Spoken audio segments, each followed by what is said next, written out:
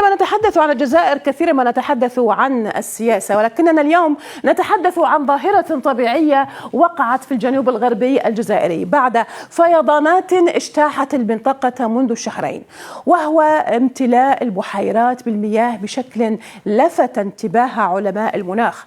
وكالة الفضاء الأمريكية ناسا التقطت صورا لما قبل هطول الأمطار وبعدها، والفرق بدأ مذهلا من حيث امتلاء أجزاء كبيرة وواسعة من سبخة ملحية تحولت إلى بحيرة مائية في منطقة تعتبر من أكثر الأماكن جفافا على الكوكب.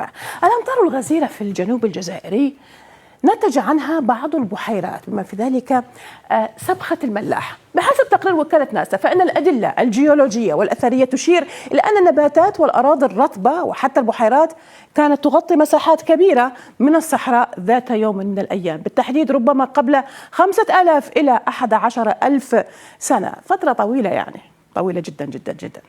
تشكل مساحة الصحراء 87% من عموم الجزائر، من مساحة الجزائر، وحتى الآن لم تستخدم سوى 14% من مساحتها الكلية.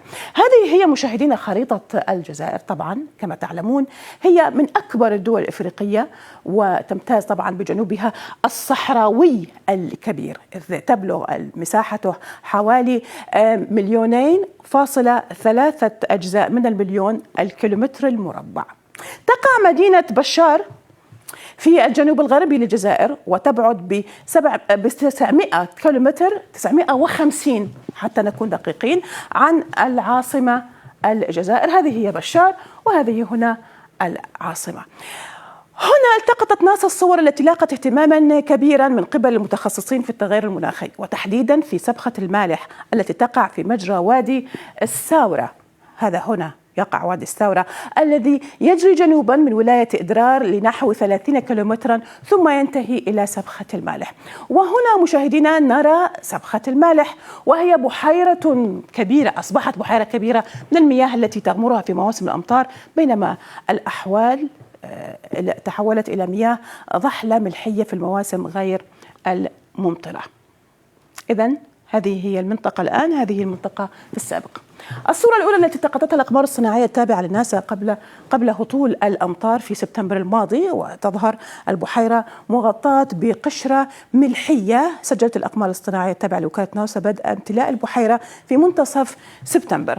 أما في هذه الصورة مشاهدينا فنرى بعد هطول الأمطار أي بحلول 16 من أكتوبر تشرين الأول غطى الماء مساحة 191 كيلومترا مربعا بعمق 202 أو يعني 2.2 متر، وكانت البحيرة ممتلئة بحوالي الثلث بحسب ما ذكر موشي أرمون أستاذ في الجامعة العبرية في القدس.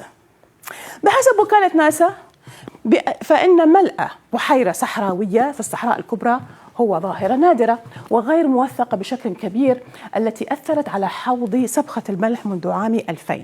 فقط 6 منها كانت كافية لبدء ملء البحيرة، وكانت جميعها تتضمن عواصف طويلة الأمد مع أمطار غزيرة ناجمة عن رفع كبير للرطوبة الاستوائية. تشير ملاحظات الأقمار الصناعية إلى أن الماء في سبخة الملح يمكن أن يستمر لفترة بعد امتلائها، فقد استغرقت حتى عام 2012 لتجف تماما بعد امتلائها بالماء في عام 2008. يقول خبير في وكالة ناسا إنه إذا لم تحدث المزيد من الأمطار فإن عمق 2.2 متر الحالي قد يستغرق نحو عام ليتبخر كليا. في نفس الوقت لا يزال العلماء يتابعون ظاهرة ملء البحيرات جزئيا لاستكشاف تاريخ المنطقة ومستقبلها.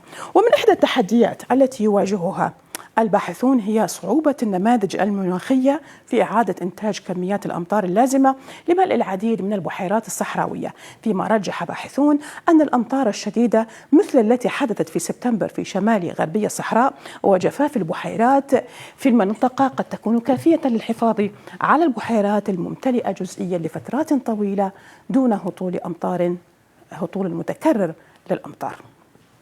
إذا مشاهدينا هذا التغير قد اهتم به المتابعون. دعونا نأخذكم إلى عينة من المغردين. أبو بكر يقول: البحيرة كنز ولا أحد من المسؤولين يحرك ساكنا رغم حاجتنا إليها. محمد شريف الرواضي: هذه ظاهرة طبيعية لا علاقة للإنسان بها. الوادي يحيا بالأمطار الغزيرة ولا يتوقف حتى يصل البحر، ولكن مع هذا الجفاف نشفت الأودية.